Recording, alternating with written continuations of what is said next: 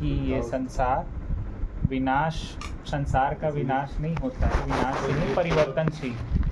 तो सारे जैसे विनाश होता है तो क्या बिना परिवर्तन के विनाश कहाँ होता है? अभी जब परिवर्तन के बाद तो विनाश होगा ही। ओम श्री परमात्मने नमः। पिताश्री 100 एकड़ भूमि देकर गए थे।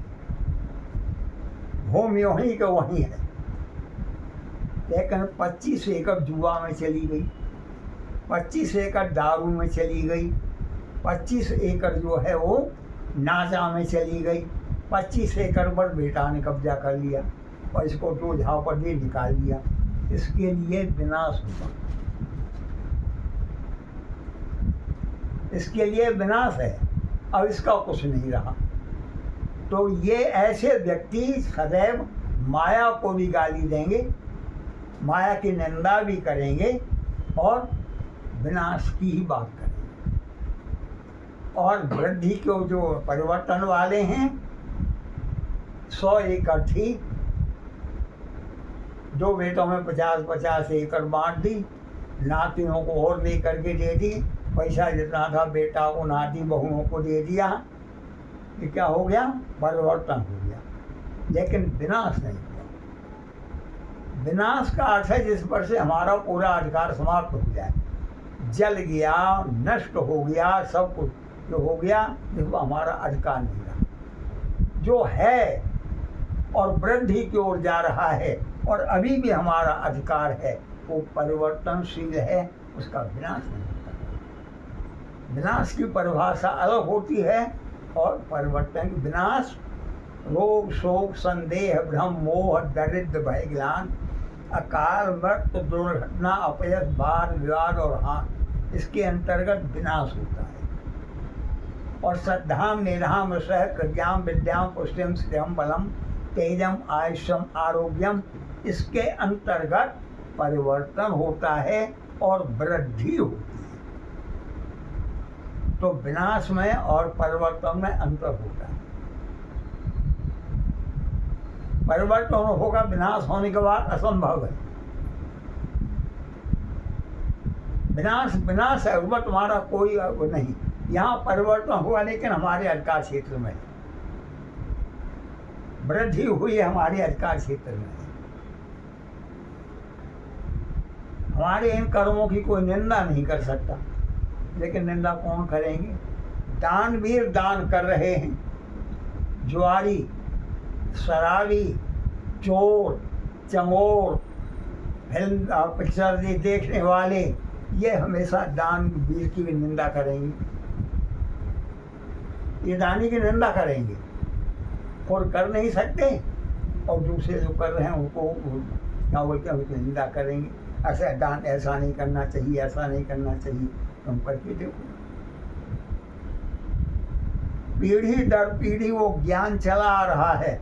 तुमने इस दिन में ये करना ही है, दान भी करना है, यज्ञ भी करना है, सब करना है। ये करेंगे और विनाश वाले नहीं करेंगे। तो विनाश में और परिवर्तन में, दोनों में अंतर। परिवर्तन हो रहा है और वृद्धि को जा रहा है। यहाँ भी परिवर्तन हो रहा है, लेकिन अपना अधिकार क्षेत्र से बाहर चला गया। कल तक वही जमीन तुम्हारी थी, आज हम पाँव नहीं रख सकते, दूसरे का अधिकार क्षेत्र में पहुंच गए। और वही आज भी पुत्र को दे दी है, लेकिन हमारे अधिकार क्षेत्र में। ये परिवर्तन है वृद्धि की ओर। इसलिए परिवर्तन और विनाश में अंतर होता है। नश्वर में और परिवर्तनशील में इतना ही अंतर है। क्या तो सब देते हैं शरीर में नश्वर है, नश्वर नहीं है, उसकी विश्राम स्थिति है।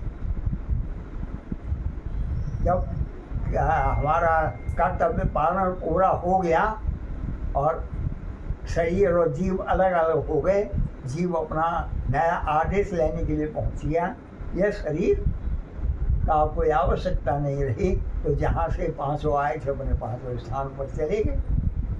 अब वहाँ से फिर आदेश होगा, फिर आ जाएंगे। ना शरीर हमारा बनाया हुआ है, ना इसमें हम अपनी मर्जी से आए हैं। इस शरीर हमको किसी ने दिया है। अब दिया है, देने वाले ने संयोग बनाया है। क्या? सत्संग हो रहा है, परमात्मा का चिंतन हो रहा है, मनन हो रहा है, ध्यान हो रहा है, चाहे वो थोड़ी देर के लिए हो। अमृत घड़ा की घड़ा नहीं पिया जाता है। अमृत का भी एक ही बूंद काफी है और विष की भी एक ही बूंद काफी है।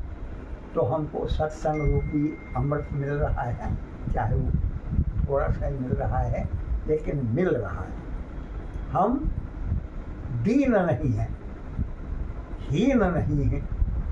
जितना हमारे पास होना चाहिए, हमारी पात्रता जितनी है उतना हमारे पास है। सत्संग के माध्यम से मिला है, गुरुजनों से मिला है, गुरु जी से मिला है, कुछ न कुछ तो है ना,